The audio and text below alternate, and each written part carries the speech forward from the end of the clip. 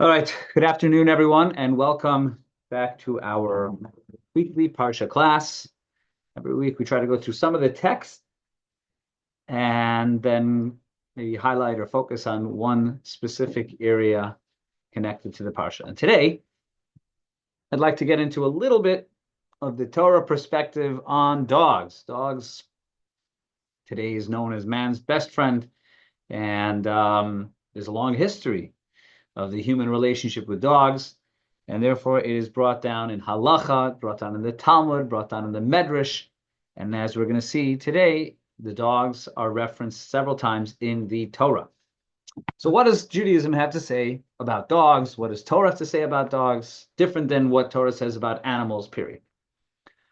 Well, let's get to the text of the Parsha and make our way to that part, which talks about clubbing dogs. So, chapter 11, verse number 4, and here we have the divine promise of the 10th plague, and the final plague. And this is what Moshe is saying to Paro. Exactly when this happens, it's a little earlier. Rashi here references this, that at some point Paro says to Moshe, I don't want to see you again. So this must have taken place before that. So Moshe said, Ko Amar Hashem, this is what God said, Kachatzos halayla. The translation, exactly at midnight, Ani yotzei betoch Mitzrayim, I will go forth in the midst of Mitzrayim. Second Rashi, what is Kachatzos halayla? What does it mean, the middle of night? Kehechalek halayla, the exact point when the night is divided. And then he adds a Rabboseinu Darshu. Our rabbis explain the significance of the statement kachatzos. Moshe said kachatzos, which could be like the kaf usually means like or around. So why is he saying kachatzos? Why not bachatzos, which means at midnight? Why do you say around midnight? He says because God actually said bachatzos. God said it'll be at the exact moment of midnight. And there's a whole discussion of that, the significance of that, the symbolism of that. Kabbalistic symbolism of that. The beginning of night is connected to severity. The second half of the night is connected to kindness, and the plague kind of fused both elements together. But the point is, God says, Bachatzos, it'll be at the exact moment of midnight. Moshe says, Kachatzos, it'll be around, because he's figured that the astrologers may not know they have an exact calculation of midnight, and their timing may be off. And if Moshe says Bachatzos, which means at midnight, but the astrologers had a mistaken understanding of what midnight was, and they may be miscalculated by a moment or even by seconds, then they'll say Moshe was wrong. So therefore he said, whatever your calculation of midnight is, it'll be right around then. For God, it'll be exactly midnight, but you may be off, it'll be around midnight. Okay, that's what he says. It'll be at midnight that the God will go out amongst Egypt. And what will happen then? Verse number 5. Umeis kol b'chor be'eretz Mitzrayim. Every firstborn in Egypt will die. Mibchor Paro hayoshev al kiso, from the firstborn of Paro sitting on his throne, ad b'chor hashivcha asher achar rechaim, to the firstborn of the maidservant behind the millstones, v'chol b'chor behema, as well as the firstborn of every animal. They will all die at that moment. Ad b'chor hashvi.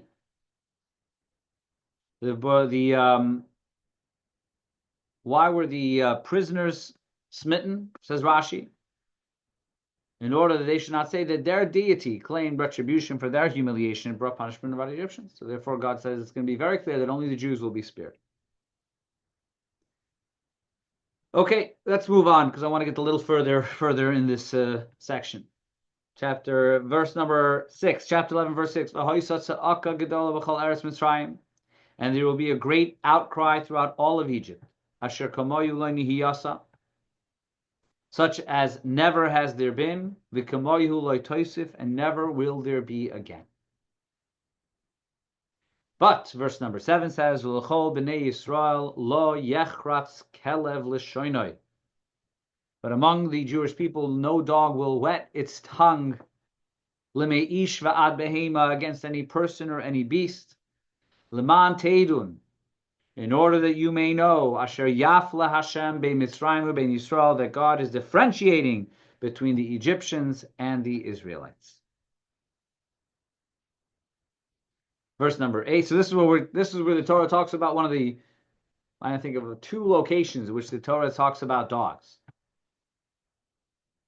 The dogs will not bark during this period of time, and we'll delve into that in a moment in greater depth, what exactly this miracle is, and why it's so significant. Verse number 8 continues, V'yardu kol avadacha ela elai, and all these courtiers of yours will then come down, prostrate themselves before me, v'ishtachvu li, and say, Moshe is telling this to Paro, your servants are going to come to me, saying, say, Ata v'chol ha'am asher b'raglecha, v'achar kein eitzeh, saying, leave, and then we will leave. In other words, that they're going to encourage us to leave. Till now, you're saying you can't leave, but they're going to beg us to leave. And at that moment, vayetze mi Paro b'choriyaf, and then Moshe walks out indignantly. Rashi points out the truth is it wasn't the servants of Paro who came to Moshe to tell him to leave. It was Paro himself. But even at this moment, Moshe gives respect to Paro. And instead of saying, you're going to come to me, he says, your servants will come to me. And then we will all leave. And then he leaves in anger. Fine. That is the conversation. That is the final conversation that Moshe has with Paro until Paro comes running after him in the middle of the night by the plague of the firstborn. So let's take a deep dive into this discussion of the dogs. So the Torah finds it necessary that among all the miracles, think about it, the story of going out of Mitzrayim is filled with miracles. There's the plagues, and there's the Exodus, and there's the splitting of the sea. And somehow the Torah finds it important to mention also what seems to be a very minor detail, that the dogs didn't bark. So why is that so significant? And what's so miraculous about it? I mean, is it really so unusual to be in a situation where dogs don't bark? So I'd like to share a few of the texts connected to the miracle of this, as well as the reward that dogs receive for this. And finally, maybe in the different texts that we are going to share, we'll come across a Torah perspective on dogs. What is the Torah perspective on dogs? So let's begin. Let's study this a little bit. Just a moment.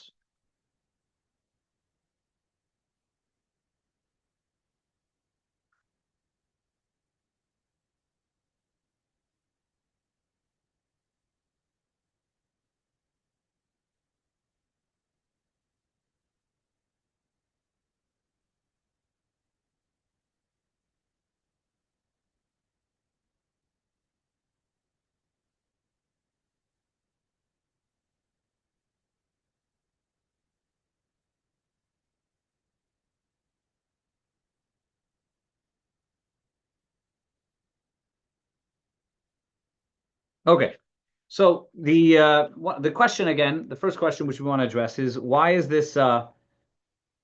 What is the great miracle of the dogs not barking? So I want to share some of the answers as to why this was so miraculous. The Torah, one of the great pillars, really the Torah is more so known for his commentary on Jewish law. One of the three primary pillars of Jewish law the Shulchan Aruch is based upon. But over here, he also has his commentary on the Torah. And in the Torah's commentary on the Torah, he says that there's three reasons why the dogs should have barked. The first is because Egypt was full of corpses. There were dead bodies everywhere. And he says the nature of dogs is to pursue and to bark and to get excited over the presence of a dead body. Secondly, a second reason why this was so unusual is because dogs typically bark when they see people moving around at night. So there's people moving around at night, dogs will bark. And a third reason, which he says is more mystical, more esoteric, is that the Talmud says, Talmud Tractate Baba Kama, Daf Samach says that one of the reasons the dogs bark at night, when you come across a dog barking and you don't understand why, it says because the dogs are aware of the presence of the Malach HaMaves. Malach HaMaves is the angel of death, and somehow the dogs are aware of the presence of the angel of death in the city, and therefore the dogs bark at the presence of the Malach HaMaves. So the Torah says the three reasons why it was miraculous the dog didn't bark: A, is because of the presence of corpses, which causes dogs to bark. B, because the dogs are because people are moving around, especially people moving around unusually in the middle of the night, arouses the attention of dogs. And C, because of the presence of the Malach HaMaves, the angel of death. And the angel of death must have been there, considering the amount of death that took place that day, that night. Now, to that third point, which is obviously the most unusual of them, one can challenge and say that if you look in the Haggadah, it says that God says, "I went down to Mitzrayim to carry out the punishment. It wasn't the angel of death, even though typically death is caused by the angel of death. But when it came to the plague of the firstborn, God says, I alone did it." So one can challenge the third reason of the Torah. But be that as it may, the Torah was offering three reasons why, according to nature, the dogs should have been barking. Now, one of the things also which these three reasons kind of highlight, and this is important to appreciate whenever discussing dogs and the Jewish perspective of dogs, and when dogs come up in the Talmud and dogs come up in the Halacha, is that the dogs are, generally speaking, and historically, dogs were there for protection. Dogs were there to assist human being in protecting against dangers. Second.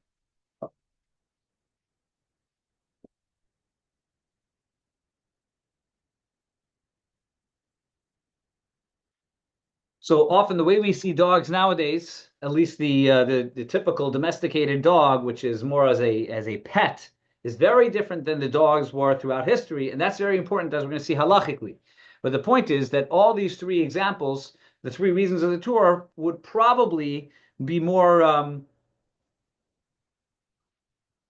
certain when it came to a guard dog. A guard dog would be the one that would notice movement in the middle of the night. The guard dog would be the one that would perhaps be more affected by the presence of corpses. Either way, these are the three reasons the Torah gives for which the dogs should have been barking, and instead they didn't bark. Other reasons are given. The Chizkuni says that usually the dogs bark in the middle of the night, as it's brought down in the Gemara of dogs bark in the middle of the night.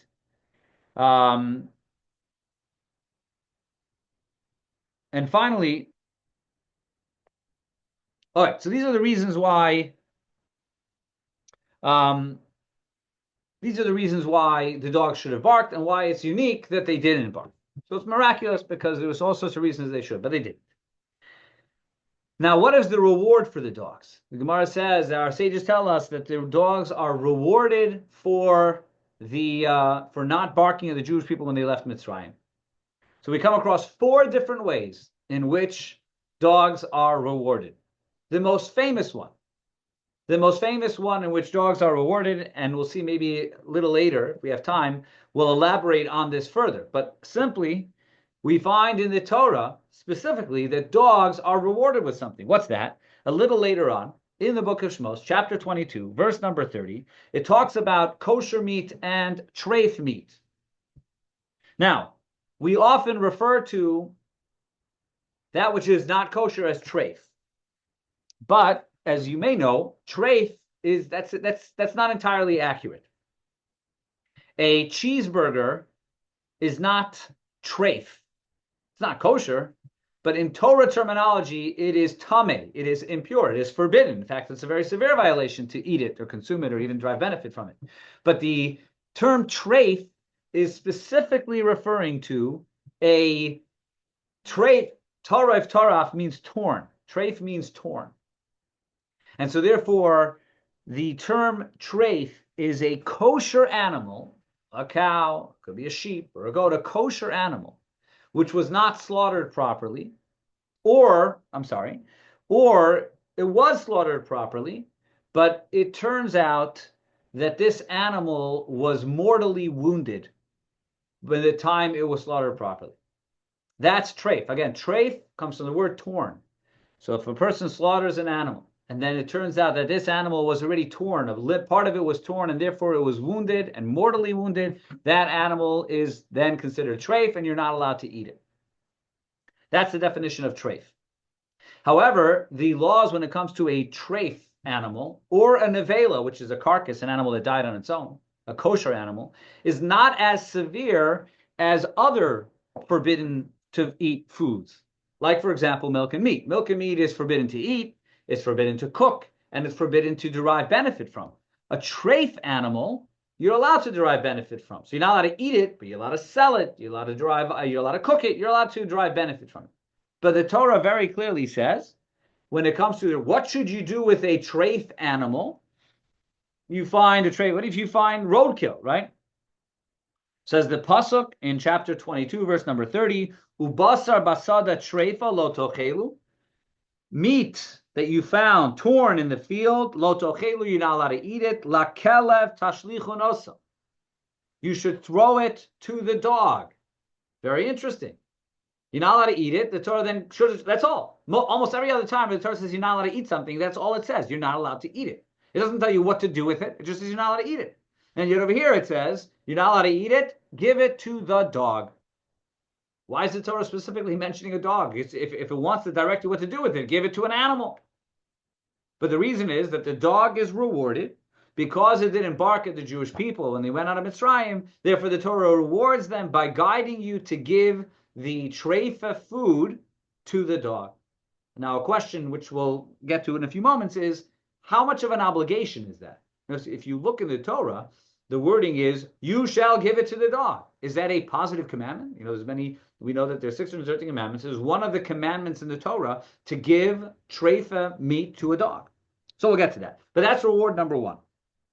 Reward number two, that's mentioned to the dogs, is, and this comes from a book called Perek Shira.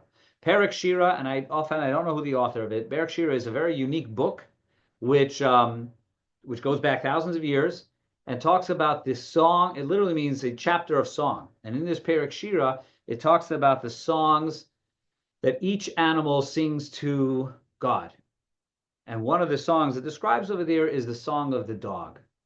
That the song of the dog is, as the Perek Shira says, Klavim omrim, the dogs say, Boyu nishtachav v'nichra'a nivracha lefnei Hashem oiseinu.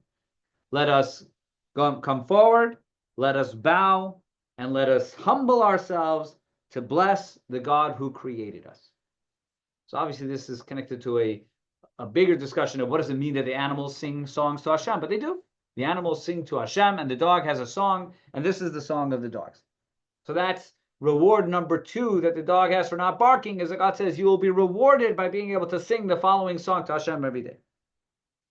Reward number three, and this is very interesting, and I don't know if this is done until today, but certainly at one point in time, this was part of the process. So when making the Sefer Torah, Tefillin and Mezuzah, we know that the Sefer Torah, Tefillin, and Mezuzah are made out of animal hides. They're made out of kosher animal hides. However, part of the process of making those hides is called ibud oros, which means tanning the hides to turn them into parchment. It's a whole process of turning the leather into hides, into parchment, so that to the degree where it is ready to be used as a Sefer Torah, Tefillin, and Mezuzah. Says the Yalkut Shimoni, one of the books of Medrash, that during the process of turning the animal skin into parchment for the Sefer Torah and Mezuzah, they use, as part of the tanning process, they use the manure of a dog. That the dog's manure, tsoyas klavim, is used as part of the preparation of turning it into a parchment for Sefer Torah, Tefillin, and Mezuzah. And the Yalkut Shimoni says, why? Why is it that the dogs merit to be part of the process of the parchment of Tefillin and Mezuzah and Sefer Torah? Again, it's because of the fact that when they went out of Egypt, the dogs did not bark at Klal Yisrael. Now, so there we have, again, the three reasons why it was miraculous, three different ways in which they're rewarded, and one final idea in which they are rewarded. And again, perhaps this idea will be difficult to hear in today's society, where again we see dogs very differently than they used to. Today, dogs are pets, and therefore there's a lot of talk about just basically it's just an expression of love and compassion towards the dogs, and the dogs have love and compassion towards us. But dogs, once upon a time, and perhaps even today to a degree, could be very vicious, and they were used because of their viciousness. They were used to protect. Dogs were used to protect people's homes, to protect people's fields. And part of the process of training a dog, much like the process of training most animals, included hitting the animal. Hitting the animal was used as part of the process of training it and developing it. In the Sefer Ben Ish Chai, the great Sephardi sage, he says that even though perhaps hitting the dog, and we're not, God forbid, talking about like the hitting of animals. We know that Torah very clearly says you're not allowed to harm an animal. We're not talking about harming an animal with any sort of evil intent. We're talking about the hitting of animals as part of their training. So I guess that was part of the society. So he says, even though hitting a dog may be a part of what's necessary, there are two nights or days during the year in which one is not allowed to hit their dog, and that is the first 2 nights of Pesach. The first 2 days of Pesach, one is not allowed to hit their dog, and the reason is because it's on those nights which we commemorate going out of Egypt, and going out of Egypt included the kindness of the dogs to the Jewish people. Therefore, therefore we have to respond with kindness, and you're not allowed to hit the dog on the first 2 days of Pesach. I want to just point out one other thing before we move on from this discussion and get into discussion of the reward about feeding them the non-kosher meat. The fact that this mitzvah happened, that the dogs did not bark at the Jewish people, what it symbolizes is that even though had they barked, it wouldn't have really changed the narrative all that much, right? Had the dogs barked when the Jewish people had gone into Mitzrayim, redemption still would have happened. The Exodus would have happened. It doesn't say the dogs didn't harm the Jewish people. That would be certainly a very big deal, that the dogs are not going to harm the Jewish people. It says it didn't bark at them, which means God says, I love you so much that I don't even want you or your children to experience the trauma of dogs barking at you. One of the reasons why today in the ultra-Orthodox world, you won't find that many people who own dogs. It's just one of the things they don't have. Why not? So one of the reasons is, it's probably a combination of numerous reasons, but one of the reasons is because for those who came from Europe, much of the ultra-Haredi community was survivors who came from the war. For those, like my grandmother, those who came from Europe, the dogs was something they associated with the Nazis, because the Nazis used the dogs to frighten the Jewish people, to frighten those in the concentration camps. And so therefore there's a negative association with the dogs, because they were used to frighten them, to fear, and to traumatize. My grandmother would say that the 2 things that remind her of the Nazis is dogs. I guess she meant the bigger, fierce dogs, and boots. It reminded her of the Nazi boots. Nazis Yimach Shemam. So you see that there's a trauma associated with dogs. So therefore God's saying, I'm not only going to take you out of Egypt, you're going to experience Exodus, I'm going to make sure that you don't experience any trauma, any fear along the way. Because I love you, I'm not just looking to get you out of there, I'm looking for you to have the optimal, most comfortable experience on your way out of Egypt. Now let's move on to the discussion of this discussion of dogs, which is that God shows appreciation for dogs by commanding the Jewish people a few parshas later, Mishpatim, that if you have a treifa, I'll read the entire pasuk. This is Shemos, Exodus chapter 22, verse number 30. V'anshe kodesh tihiyun li. You should be a holy people to me. Ubasar basar treifa lo tochelu. You should not eat basar that you found, torn flesh. In other words, animals that wasn't slaughtered properly, but rather was torn. An animal that was mortally wounded and killed. Rather, lakelav tashlichonoi, so you should send it to the dog. And there's actually a machlokas. There's a disagreement over here of how to understand those words. Lakelav tashlichonos. I mean, the simple words are throw it to the dog. But the question is, what level of obligation is that? Because it's a very significant question, because one of the differences which you mentioned earlier between milk and meat versus other non-kosher meat, like meat which was not slaughtered properly, or meat like we just said, which is treif, which was the animal was mortally wounded, roadkill. One of the differences is that milk and meat you're not allowed to derive benefit from, but the other meats you're allowed to, which means you're allowed to sell it. You're allowed to sell non-kosher meat. You're not allowed to sell milk and meat. So how do we? But the question over here is the Torah seems to give pretty clear direction. You shouldn't sell it. You should send it to the dog. So Rashi understands. Rashi's commentary says that the Torah is not saying this is what you have to do. The Torah is advising this is a good idea. Give it to the dog. Why? Because the Torah is teaching us a lesson that God is concerned about the needs of every single creature. So therefore it says, give it to the dog. Let the dog enjoy this food. Especially considering the fact that the dog didn't bark at you. Therefore, this would be an appropriate way to deal with this non-kosher meat. But Rashi says it's not by any means a Torah obligation. However, Tosfos, as we know, Rashi and Tosfos often disagree. Tosfos in Tractate Yuma says, no, you have to, if you read this simply, the Torah says, La kelav tashlichun oisai. To the dog you shall throw it. And therefore he considers it to be a mitzvah saseh, a positive commandment to send it specifically to the dog. It's not just permission, but rather you are fulfilling a divine commandment. When you take a piece of non-kosher meat and you give it to the dog, you're fulfilling a divine commandment. So it's a very significant difference between Rashi and Tosfos. Rashi says it's an option, Tosfos says it's an obligation. What is the halacha? What is the halacha in this issue? Let's turn to the Shulchan Aruch. In the Shulchan Aruch, the Rama, who is one of the most important figures in Ashkenaz halacha, in Yoredea, he says, he rules in accordance with Rashi, and he says that there is no obligation specifically to get it to the dog, but rather the one can sell it to a Gentile, and that's how the Rama paskins.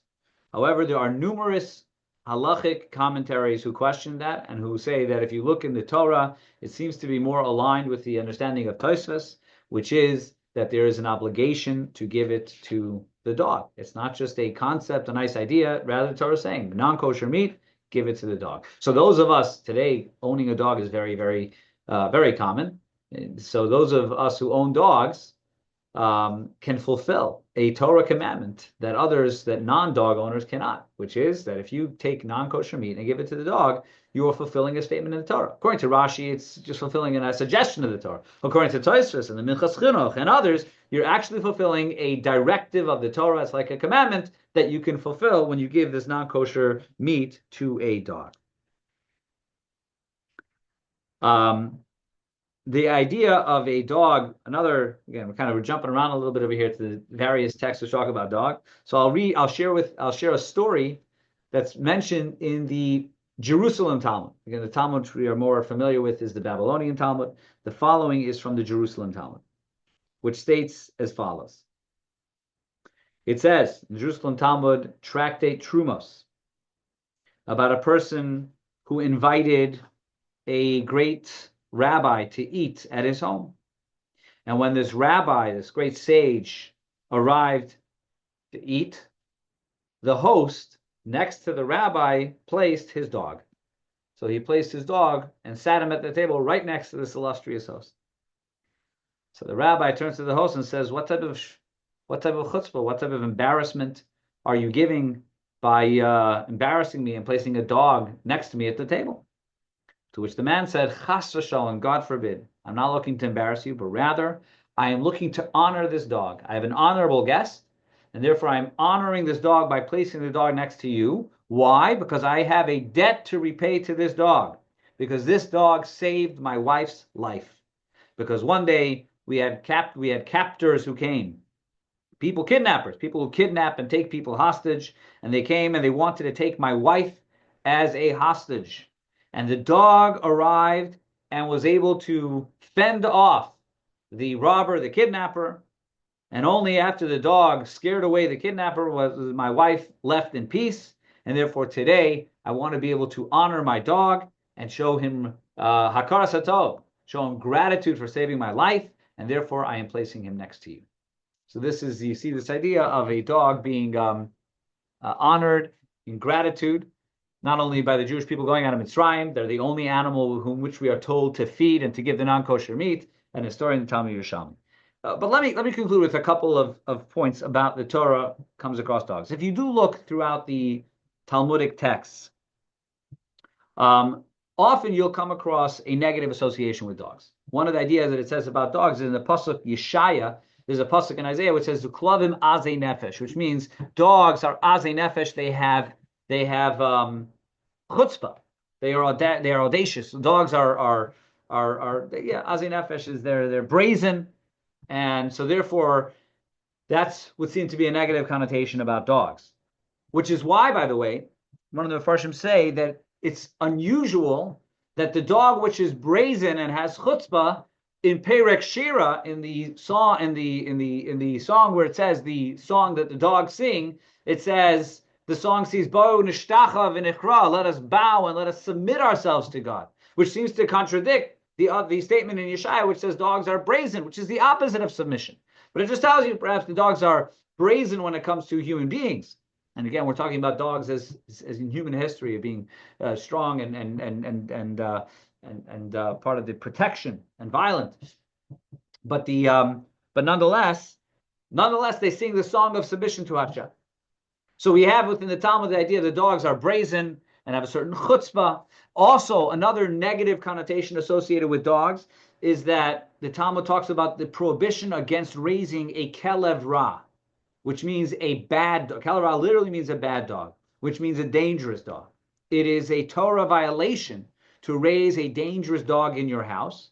The reason is because there's a Torah commandment of making a micah. A micah is a fence around your roof. And the idea behind this Torah commandment is that you're not allowed to create a roof which will be dangerous for people to walk on. In the old days, people would walk from roof to roof in the cities. And if your roof does not have a fence around it, then someone may fall. So the broader commandment is that you're not allowed to build a home which is dangerous to others. And one of the examples the Talmud expands that to is the prohibition against raising wild animals. And one of the examples of that is a wild dog. So often when you come across negative connotation in the Talmud, and there are, of dogs, it's referring to a wild dog.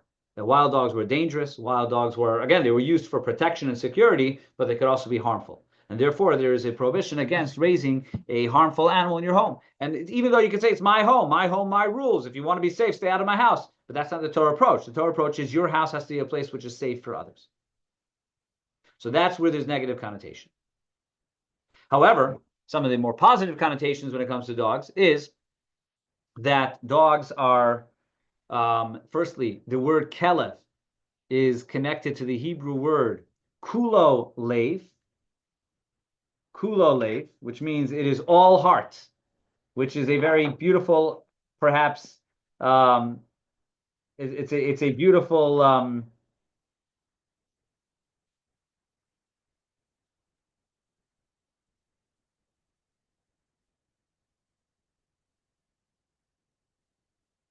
it's a beautiful description of what a dog is. A dog is all heart. It's all emotion. Kulo lev. Kelev is kulo lev is a combination that is entire heart. Secondly, we find that the word banim, which means children, is the same gematria as klavim. The words klavim, dogs, and banim, children, are the same exact numerical value. And this is brought down in one of the Sefer. That's why sometimes Jews negatively have been referred to by other nations as dogs, but really it is because there's a connection. We are called banim la Hashem. We are called sons of Hashem, and therefore banim and klavim the same numerical value. Finally, one final idea connected to dogs is that the Talmud tells us that during the first Beis Hamikdash, times of the first temple, the fire that descended onto the altar came down in the shape of a lion. The fire was in the shape of a lion, and that consumed the sacrifices. In the second temple, the fire that consumed the sacrifices was the shape of a dog. And there's all discussion as to why that is, what was the significance of it, but nonetheless, we find the Talmud says that the fire that consumed the sacrifices in the second temple was in the shape of a dog. So I think that would perhaps be seen as another positive association with dogs in the Torah. And one last point, because let's conclude with a very practical element when it comes to dogs. One of the challenges of dogs, halachically, of owning a dog, is that on Shabbos, a dog is muktzah. If you look in halacha, animals generally are muktzah.